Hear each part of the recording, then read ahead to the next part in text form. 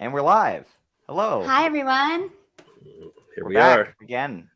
Show number 7 of 8. It's hard to believe that tonight is the last one of the tour. Very, very, very sad. I know it's really sad. We were talking before, but I think Trey's going to be the saddest. Yeah. You know what? I think, we knew that everybody in Goose and, was going to be so happy to be on this tour. Touring with Trey is huge for them. But yeah, it's really blown me away. Obviously, we know how much Trey loves playing music with anybody and how much fun he was going to have, but I think it's exceeded my expectations how much fun he's visibly been having, learning how to play with them. And now seeing some pictures coming out yesterday of him, it looked like he was showing Rick his way around like the Mesa Boogie amp, yeah, that was so cute. Like looking at the amazing. manual together. It's like, Yeah. this is really adorable. This is just adorable. Yeah. It was adorable. That's like the exact word I was going to use. It really I is. do love that picture, just because I feel like it is representative of everything about this tour, right? And in a lot of ways, this is Goose learning how to be a bigger band, which is their second go around of doing this, right? They did it with Pigeons before, like right before the pandemic, and they learned how to be like kind of that mid-sized band where they were playing like a couple thousand people venues, and like now they kind of are going along with Trey and learning how to be an even bigger band, which I mean it's impossible to say what's going to happen after this, but I would assume you're going to at least have like a couple of these arena size shows a year, if not in the Northeast and Colorado, but maybe even elsewhere. Mm-hmm. So it reminds me of when Fish toured with Santana, and they were kind of doing that too. They were doing a lot of these like, this is what it's like to be in an arena, and this is what it looks like backstage, like learning all of that stuff. I think it's big for the management. I think it's big for the crew. I think there's a lot of people that are learning right now, and it's really exciting. And I think Trey really shines in this mentorship role. I mean, he's just super into it. And I think this is one of those moments when he's really able to kind of be that elder statesman that I think he's really like earned that spot, and I think that's so cool for him. And I think of how amazing it would have been if like Jerry was in that role for him. And obviously Jerry wasn't able to do that, but I think, for Trey, I think this is a really great like way to give back, and it's invigorating and inspiring for him too, obviously. Mm-hmm. We can dream of what a 1993 JGB Fish tour would have looked like. Oh my God, I would have been like crying every night. Yeah. Oh man, that would have been right in my wheelhouse. I would have been there. Right? Sure. Me too, for sure. Yeah. Wow. Yeah. I mean, would have been something. I in kind of thinking about this, I was going to go back and try to find some interviews of Fish when they were doing that Santana tour, because those Santana tapes I got when I was very young, even younger than Ryan is now, and and those were like one of the things that hooked me on Fish. I think I got like a CD actually when they, you could get like those bootleg CDs with like live recordings on them. And that one really pulled me in. I was like more of a Dead fan at that point, and then kind of became an even bigger Fish fan. And I just think about, people just getting pulled into Goose now with all of this Tab stuff, because they're just hearing all the stuff for the first time. And it's so exciting, so cool. And also sad that this is it. This is the last one. Mm-hmm. For now. I think Jeff had a pretty cryptic social media post today where he said, last TABoose show for now. Yeah. So did he? I didn't see that. Oh wow. Yeah, he's been liking the Twitter lately and giving all kinds of hints. And Jeff has been absolutely A+ on Twitter lately. Just in terms of just like, posting things and responding to other people and dunking on the haters repeatedly. It's been great. I'm curious, we've talked a lot about this tour, people coming to their first Goose show after being into Fish. And I'm curious, how you react as a Fish fan who may have some sort of prejudice against Goose if they open with Slow Ready. The first thing you get is the auto tune. How does the jaded Fish fan react? First of all, if you're not into this song, then you don't get life. I mean, this song is so sexy and so awesome, and just Team Slow Ready. So great, right? It's like, it's so great. And I think for me, opening with this is kind of like a badass move. To me, it says they're like really settled into you and they don't have to come out with like, I love the big banger opening. And I think that they've been doing a great job with that. But I think this is a pretty cool, like ease into like their sound and what they do best. And it is something that Fish could never do. I mean, this is so different from what Fish does. So I think it was an awesome move. Love this version. Love this song. I'm a huge Slow Ready fan. I recently, for this tour, El Goose Times, which is a fan distributed magazine that they give out at shows, they did a collab issue with Surrender to the Flow. And thankfully, John Caruso asked me to write an article for it.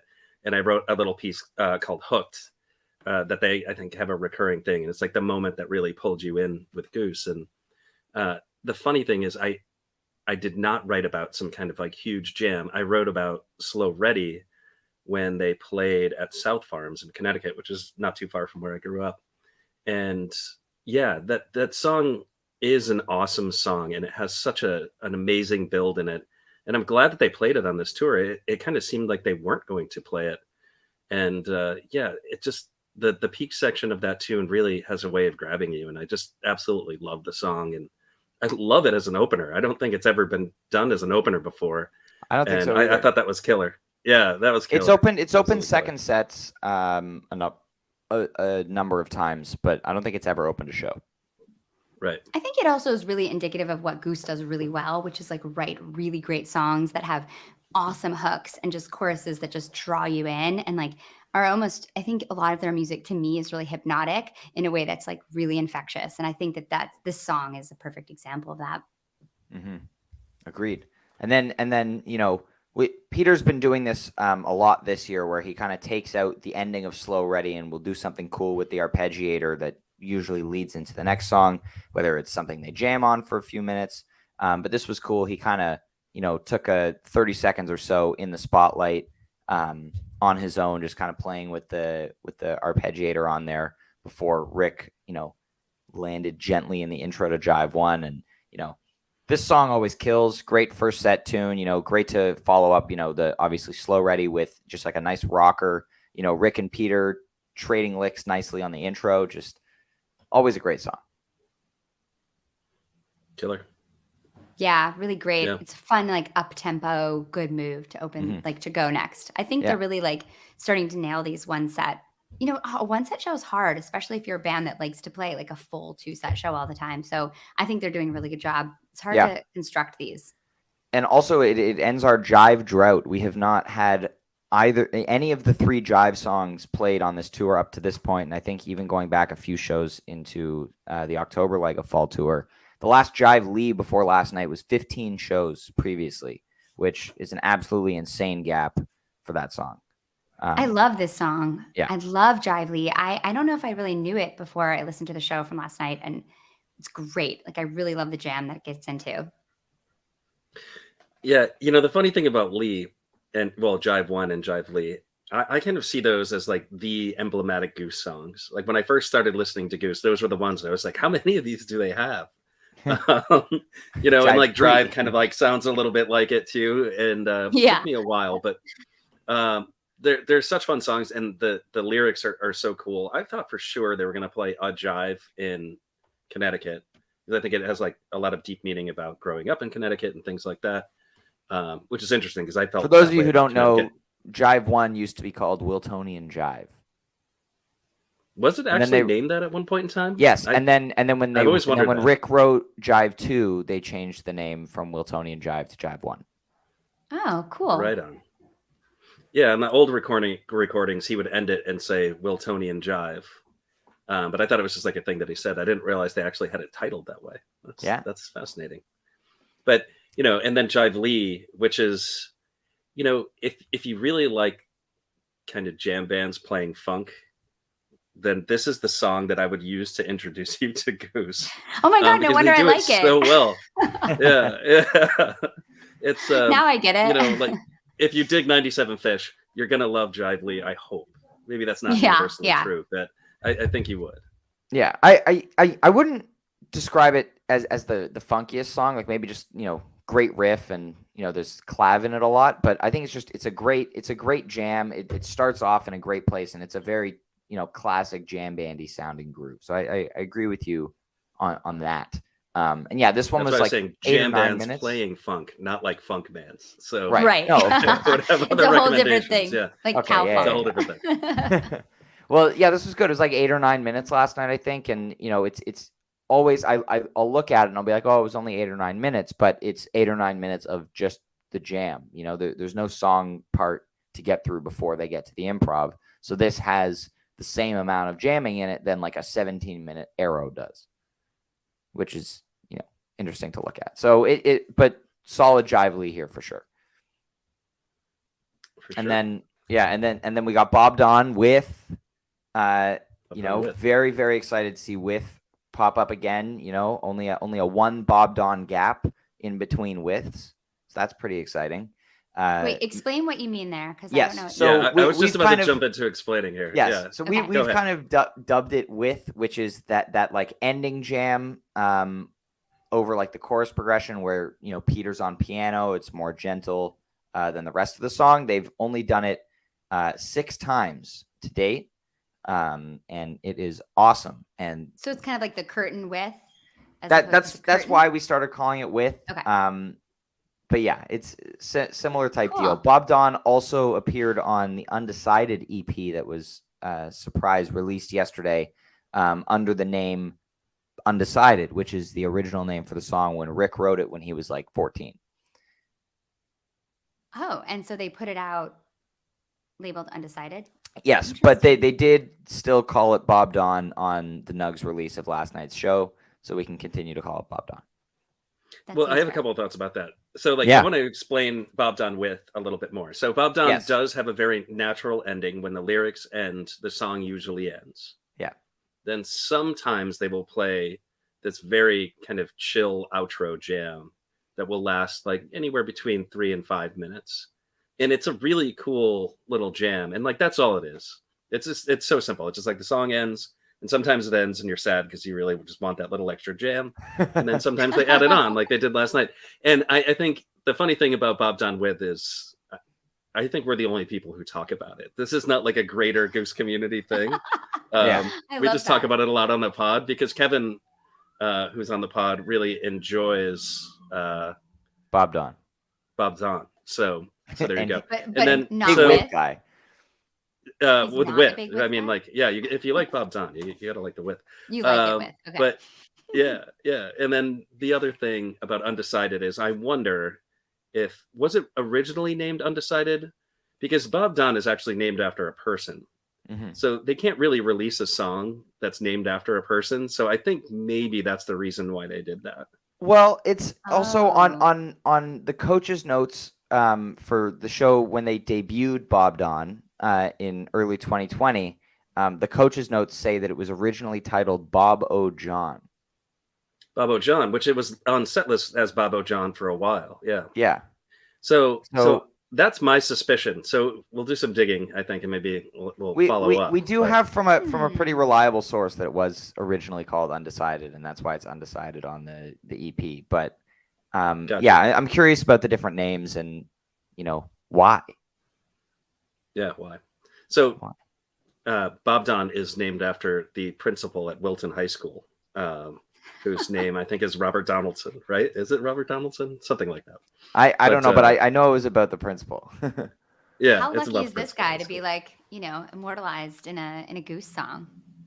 Yeah, it's funny because there's a lot of Wilton folks on the Goose Facebook group, and whenever this topic comes up, they talk about how much they dislike the guy.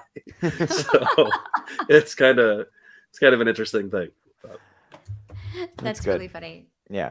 Well, after Bob Don, we get Factory Fiction, which was completely caught me off guard. Only a 3-show gap since the last one of Mohegan, the shortest gap in the song's history. The second shortest now being the 11-show gap in between Louisville and Philly earlier this year.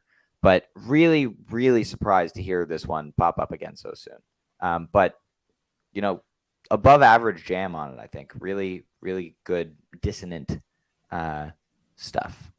I really like this song too. It's really cool. I mean, I didn't know it until I heard them play it at Mohegan, and I really like it.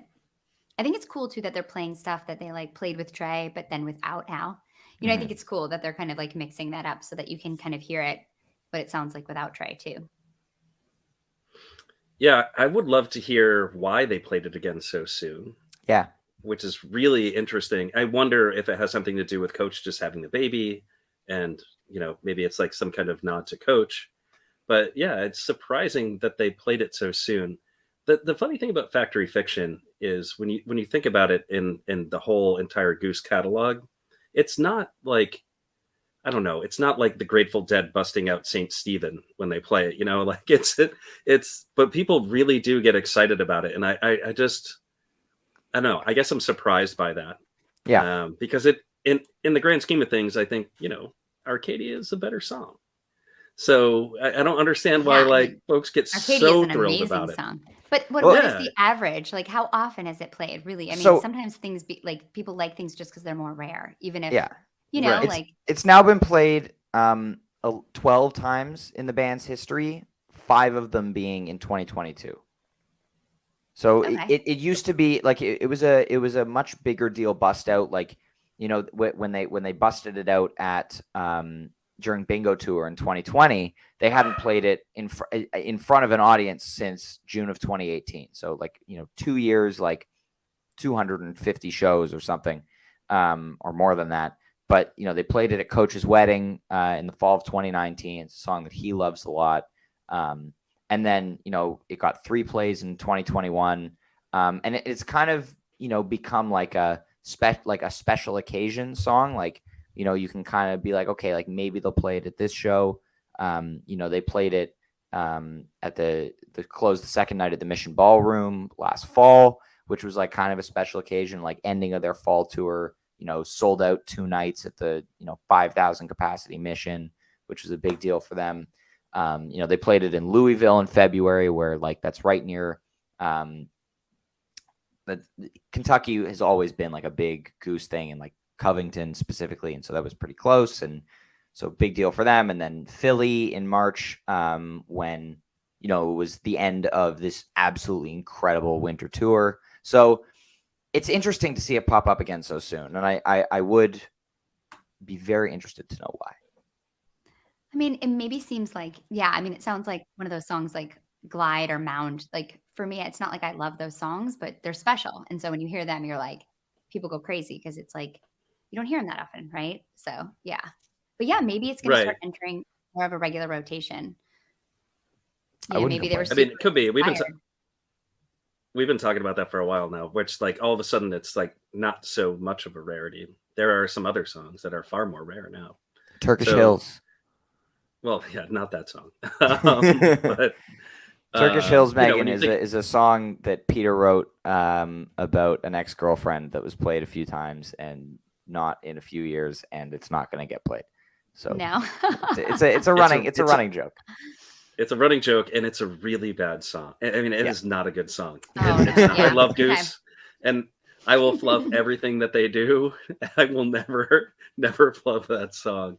It's not good. That's it is amazing. Not a good Big song. money bust out. Yeah, exactly. Yeah, right. Someday, like in year 20, maybe they play it again and everybody has a laugh. But I don't think it's coming anytime soon. Yeah. Well, then we get Trey on stage for the Mod of Anastasio. Mod of Anastasio. This is the first one that he's coined by Noah Ray before this tour or during this tour, but it's been his Twitter name for a while. Unfortunate for Noah that they played it in between the 2 shows that he was seeing. But it always happens that way. Yeah, it's a great name. It ended up as the title of my Jam-Base recap today. So shout out to Noah for the great nickname for this. And wow, what a jam! Yeah, this was awesome. This was like one of those things when I was listening to it, doing something else, and then stopped and was like, okay, wait a minute. I really want to listen to this. Like, what is happening right now? This is really good. Yeah, it's a great jam. I mean, this is the one I've been waiting for. I've been saying this since probably second episode that we recorded. This is the one that's going to be an absolute heater. I mean, it met my expectations, I guess.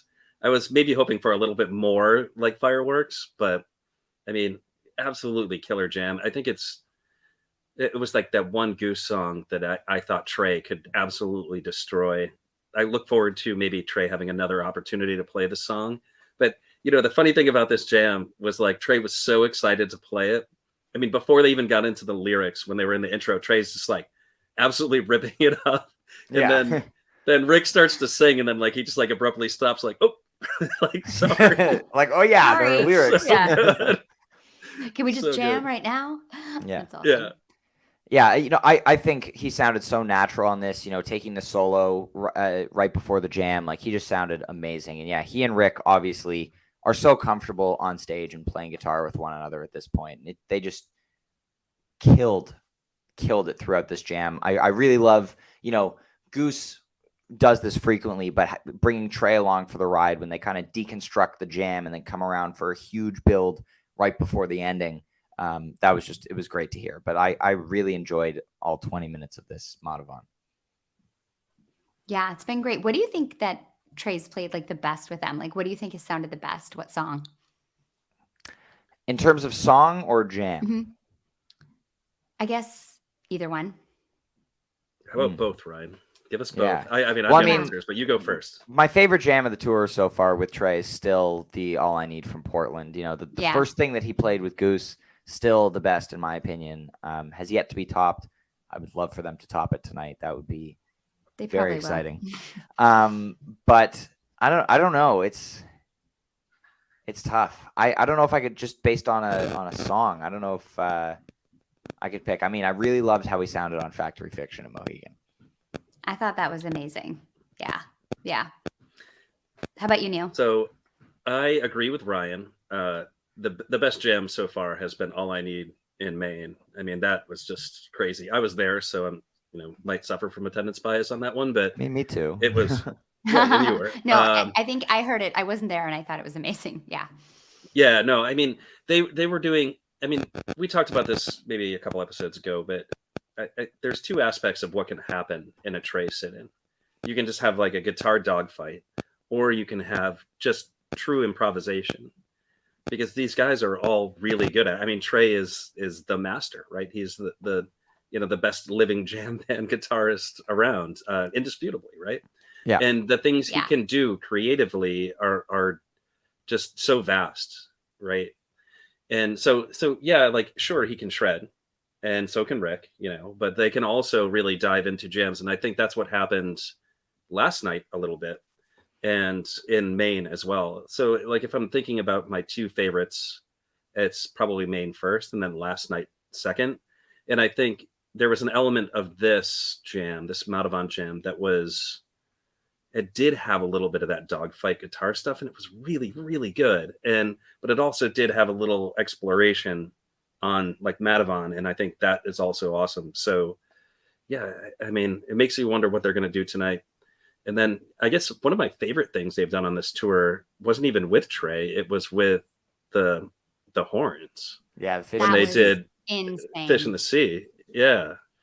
I really, really enjoyed that. So like I put that up there with some of my favorite moments also at that show. So I might be kind of a little bit biased, but I'm totally biased about that show too. Yeah. So good. So much fun. Yeah, it was so good. Yeah. It's interesting because I think that I'm really curious about wanting to hear them do more improv with Trey, because I'm definitely still trying to like understand what kind of jams Goose does. It's like when you listen to a lot of Fish, you kind of have a lot of the structures and the formulas and the kind of, I don't know, what to expect a little bit more. And so you can stay kind of in it more. And so with Goose, I'm still trying to figure that out. Like, so it's been cool to listen to them. And I know it's a little unfair because I've been listening so much to this run, and it's only first sets, and I think that that's a little bit trickier when you're also then playing with guests, and like, it's not their true, it's not going to be their true improv style at all. But, yeah, it's been really, I feel like so many of those moments have been amazing. I think that emotional moment when Trey does that like guitar riff in Hunger Site is kind of like, maybe because it's like when I saw them at Radio City, it was just like one of those musical moments I'll like never forget, that I can still get like chills when I think about it. And so even hearing him do that the other night, I don't remember where it was, but it was just, that is just so incredible. Like that is just one of those moments that's like just it'll be seared into my mind forever. It's just one of those like unforgettable, like things to hear him riff that. It's incredible. Yeah. When I'm like 80 years old and somebody asks me about 2022, I won't just respond in words. I will just hum those 4 or 5 notes that Trey plays like when he kicks it. Yeah. Everybody hears it. I mean, it's like almost like a jingle. Like it just gets in your Yeah. head and you just can't get it out. It's bananas. It's so good to hear him do that. It's like, Yeah. oh, it's so good. I was like Make that my walking ringtone. outside. Yeah, exactly. But I was walking outside and listening to that the other day, and I was like, it's just like bliss. It just fills your whole body with bliss, Yeah. you know? Really good, good stuff. Yeah. Well, yeah. And so after Madhavan, they bring out Russ, to take over Jeb's drum kit. I like how Jeff just came, stood next to Trevor, had his mic, got a cowbell, tambourine going. But yeah, Animal, very solid version. Love the contributions from Trey. But I was a little bit disappointed that we weren't going to get a 12-piece Animal or a 13-piece Animal to close the show. But that would have been great. Yeah. I'm sure they've got something else planned that's going to be pretty insane tonight. Mm-hmm. I'm hoping that tonight, I think we're getting ahead of ourselves a little bit speculating about tonight, but I'm hoping that tonight ends up being a little bit longer than the other shows. I'm sure they're not going to want to stop playing as much as we don't want them to stop playing. But I think it's going to be special either way, like every show has been. Yeah, I definitely agree. I mean, didn't Goose already put something out that said they're going to leave it all out there tonight? So I think they did on their Instagram. Yeah. It's always a good thing. Mm-hmm. Now, and Jeff has alluded to that on his Twitter as well. But on the note of the 12-piece Animal that you were talking about before, my hope is that tonight that Trey Band does play a Goose song. Like that's the one thing I want. I mean, they did a Billy song, like I mean, or they can just do like Rick and Trey on acoustic guitars doing like, I mean, who knows? Like anything. It doesn't matter. I don't care what it is, but Jackaroo or something. Yeah, I mean, well, Jackaroo would be sick. I know. I am like the president of the Rick Singing Jerry Songs fan club. Oh my God. I mean, nothing is better. Yeah, Same. so when good. they did that at Radio Ship City, of Fools. Okay, so here we go. So they play the show, nice and long sit-ins, whatever. They start out the encore with O Trey Below. I think it would be great. Rick, Peter, Jeff, and Trey on acoustics. Wow. I was trying to follow that. I was like, okay, Rick, but okay, got it. Yes. Yeah. O Trey Below. Below. But let's talk about this tab set from last night. I was, a little bit blown away by it last night. Trey definitely seemed from the jump, more down to jam with tab last night. Things felt more adventurous, a little bit longer. Like, previously this tour, we haven't really seen things go over 10 minutes very much with tab. Last night, there were a bunch that were in the 10 to 12 range, but they're packing a lot in there.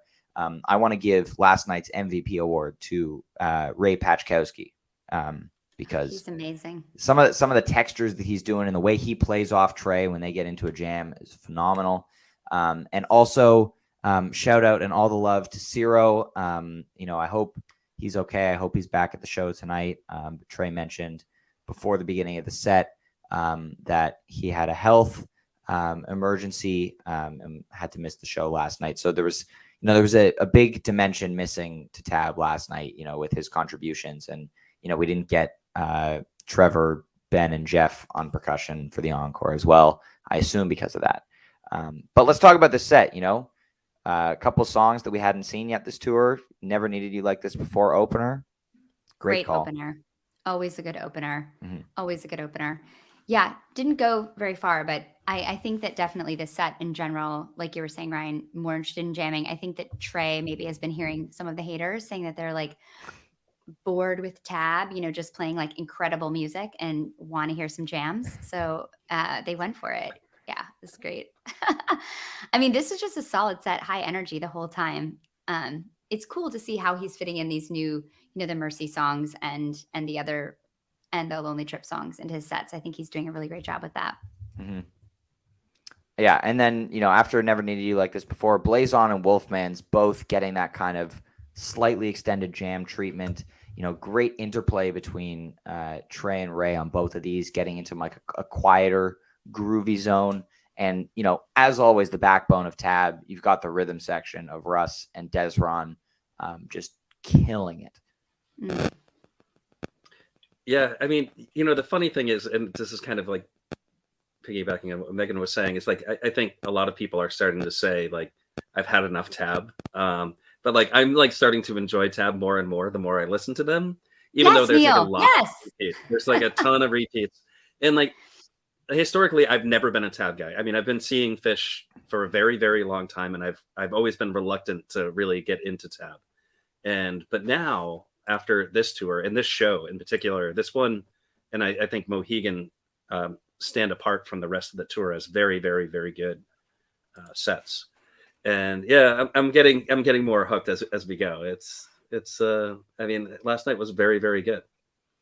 Yeah, and I think Tab isn't the kind of band that you would go on like Tab tour. You wouldn't see like 10 Tab shows, in a row. You know what I mean? They're just not going to be as varied as like a Fish or Sounds Like Goose either. So it's hard to compare that. They Yeah. have a smaller catalog. They do a different thing. So I think that like that is why people are talking like this too. But I'm glad to hear it. I agree. I think this set and the set from Mohegan are the best. And I also just think, I mean, I love Tab. I'd love to go see them. And I think that they are really like stretching some of the stuff out. The whole second, like the last half of this set too is like fantastic. I mean, Yeah. 46 Days is like so good. Oh, first though, Blazing Down the Twisted Wire. What did you guys think about that? I like this song. Hadn't heard it before this tour. I think it's a good song.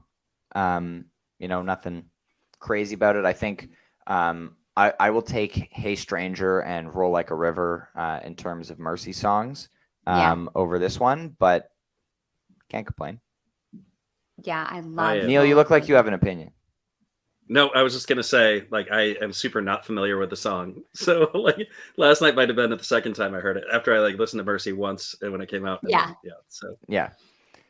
Well, and then Sand, which is always great. Shine, I love. Great song, highlights Tab and the backing vocals, and they're always having fun when they play it. Very upbeat.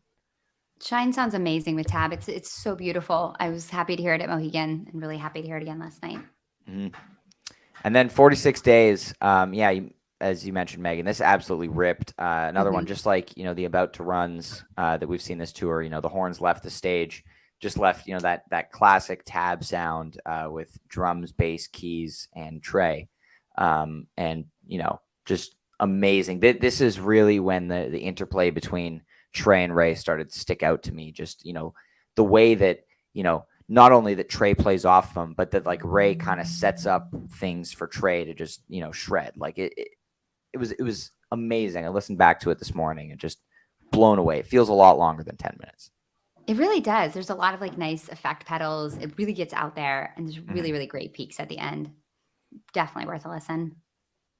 Yeah, I listened to this while I was walking the dog today again, and I listened to this twice because I really enjoyed it.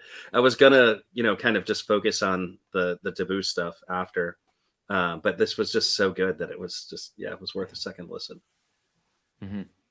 And then we kick off the sit-ins, bring Rick and Peter out. It was funny. He brought Peter out, and I think Rick was having an issue backstage or something, like, so he didn't come on right at the same time as Peter.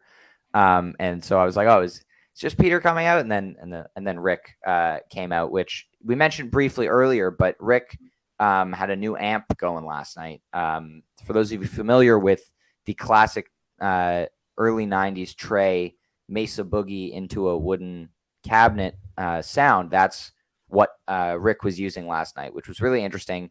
Sounded more gritty than his tone normally does. And so I'm curious if it was a one-time thing, if it's going to show up tomorrow, if it's still, his amp come Goosemas in December. But, it definitely added a different dimension to his sound and a different, as I mentioned, like a grittiness to it.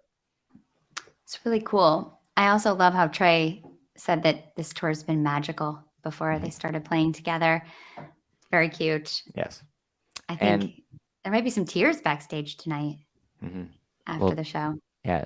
They would have had the Madhavan tears last night, but yeah. Yes, they would have. Something tells me that this is not the end, right? Like we talked about that earlier. I think Jeff left a pretty strong hint. I think, Ryan, when you and I ran into like a couple of folks from the Goose crew they were like saying like, we could do this every year. Like, this Yeah, is like- awesome. Yeah, I wonder if they're going to And, do it like next year at this time. That would be amazing. I mean, it'd be nice Although, if they I got don't know, like a I little love- run-in. I know. I mean, I love fall fish tour, so like I'd have to be a little sad if we didn't have a fall fish tour again. But maybe they would do. I really love the Tab like New Year, like in like January, February. That's when like I think they always do like great shows. Then that's when they Mhm. recorded that album, you know, the Burn It Down album, which is so great. And I think that like that would be an awesome time of year because like Fish is never playing then. Like that would be great. I would love that. Yeah, I was just gonna say that too. Like when this is happening, Fish isn't playing.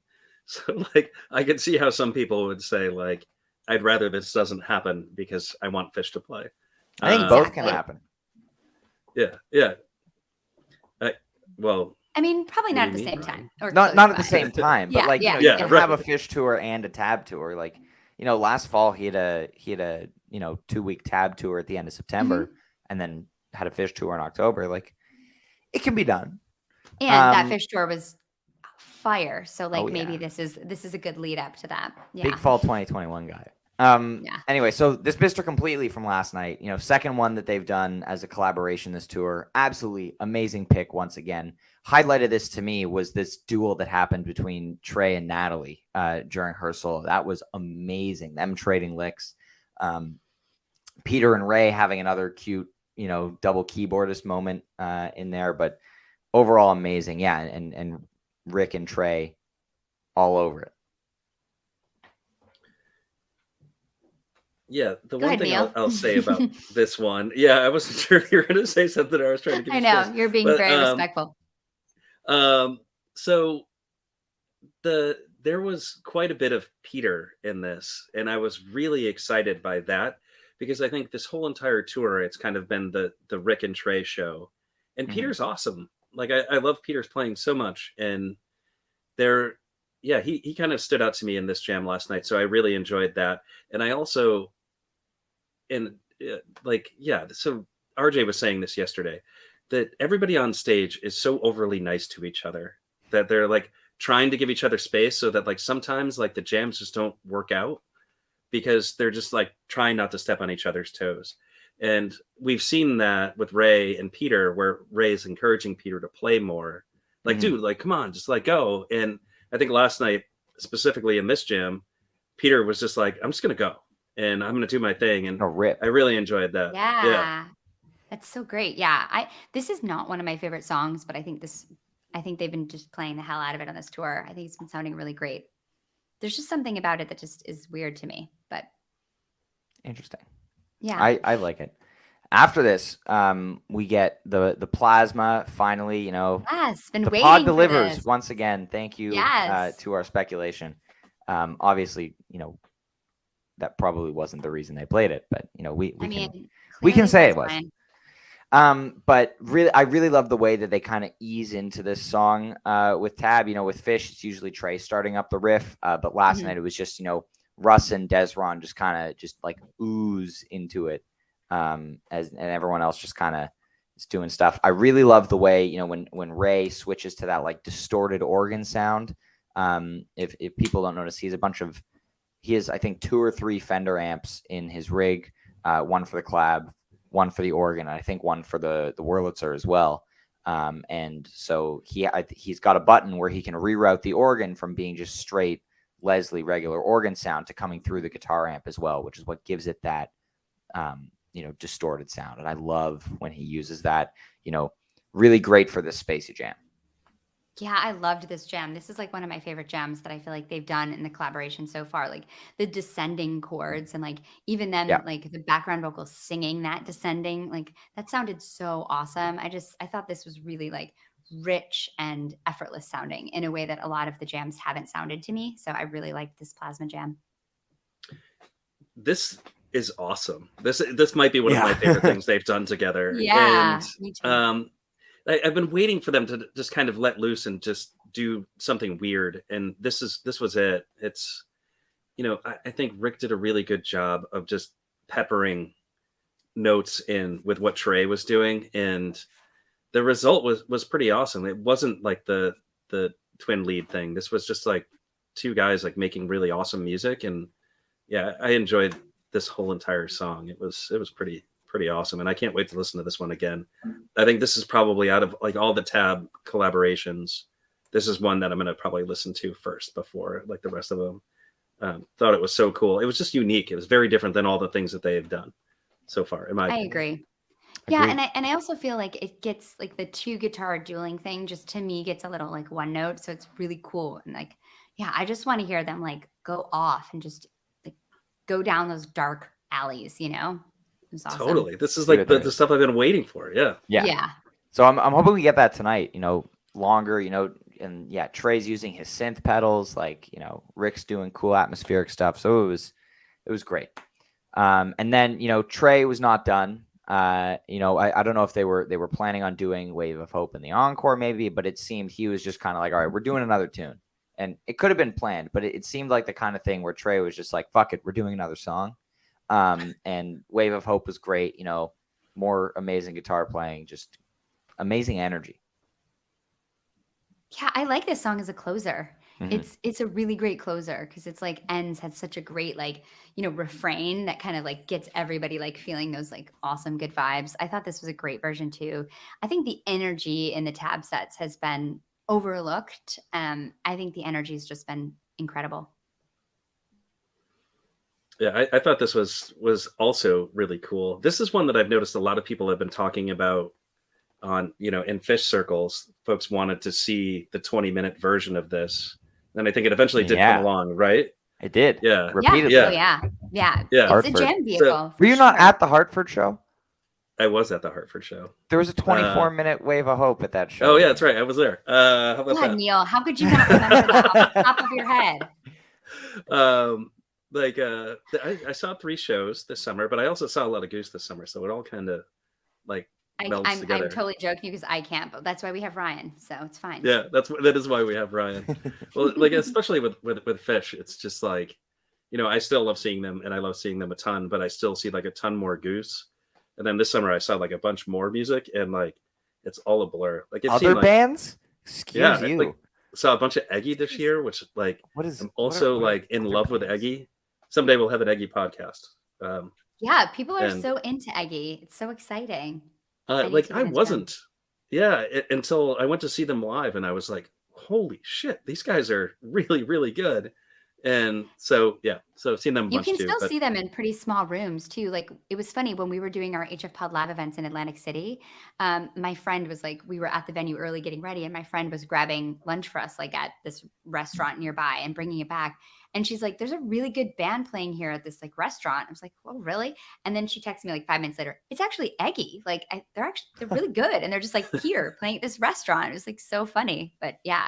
So it's kind of an exciting time, I think, to see them. Nice, and they're the ones that have Goose's old touring van, right? Oh, is that true? Oh, no way. I think it was Eggy. I think it was Eggy that had it. It was another one. You know, people in the community. I think it may have been Eggy. That's so great. They're definitely all friends. Yeah. I mean, I went to see Ben has worn an Eggy shirt on stage many times. Yeah. So I went to go see Ben's band Elephant Proof play in Black Rock in Connecticut, and all the Eggy guys were just there watching the show, which was interesting. And well, of course, like in all of the less special guys too, there's the whole like scene there that like they're all, you know, they all been hanging out together for a really long time. Mm-hmm. Well, let's get back on track here and all right, tangent, about last night's show. Over. Love a good tangent. Quantigy, yes, finally. Very happy to hear this last night. I love this song. It sounded great with Rick and Peter. You know, I'm hoping we get the Never Left Home tonight. Nice extended version of that would be amazing. Both kind of similar vibes. But yeah, Quantigy is awesome. Yeah, pretty rare, really cool tune, super interesting. I love that they busted that out. So fun. So I think we should talk about how the pod gets results, because this is the second song from last night that, yes, the pod gets results. Thanks, second Ryan. Song from last night that we talked about yesterday and they played. It's just so weird how that goes down. You know, Trey listens to the pod. You know he does. Yeah, I mean, we were joking about that yesterday too. And I think Jonathan actually made a joke in the moment when we were talking about Plasma. He was like, "Oh yeah, Trey listens to the show." and then they go ahead and play it. And this is like the fourth or fifth or sixth time we've talked about something that we wanted to see, and then the very next day it shows up. I'm sure it's all a almost like coincidence. we've listened to this band a lot and have an idea of what they might play. I don't know. Maybe. It's kind of weird. There's that part. There's that part as well. Trey listens. That's like the more likely version. Yeah, I think so too. I think so too. And then Money, Love, and Change to close out the show. I feel like it's an atypical spot for this song, but I really enjoyed it here. And I love this song. This is one of my first Tab songs that I really loved when I saw them almost 10 years ago. And yeah, just great song. Great way to close out the show. Yeah, I don't think I've ever heard this as a closer or an encore either, but really fun, super high energy, just like showing off what Tab does best. It's pretty cool. And that's last night. We got one more show left. Megan, are you watching the webcast tonight or? Yeah, I'm not sure. I'll either watch tonight or I'll listen back tomorrow. It's TBD. Got to see where the day takes me. But I'm sad this is over. I'm excited to be on the pod tomorrow and talk to you guys. I'm sad that this collaboration is ending soon. But this has been so fun getting to talk to you guys and getting to learn so much about Goose. I mean, I've listened to Goose every day, through this whole run, and that's never happened before. So that's been really fun. Like, I feel like I've learned so much about Goose and have so much more to learn, but it's been awesome. Yeah. And tomorrow we're going to have a great group of hosts on. I think there are going to be a lot of us. I don't want to jinx anything, but for any of you always almost there fans out there, be careful. For any of you always almost there fans out there, the elusive Kev is slated to be making an appearance on tomorrow's pod. So get excited for that. We are very excited because we miss potting with Kev and we love potting with Kev. Well, thank you everybody for listening. Wait, I just want to connect one more thing before you wrap up. Like, I also want to express my gratitude for being on this podcast and this collaboration. It's nice to work with some consummate professionals after working with Ryan for so long. Just kidding.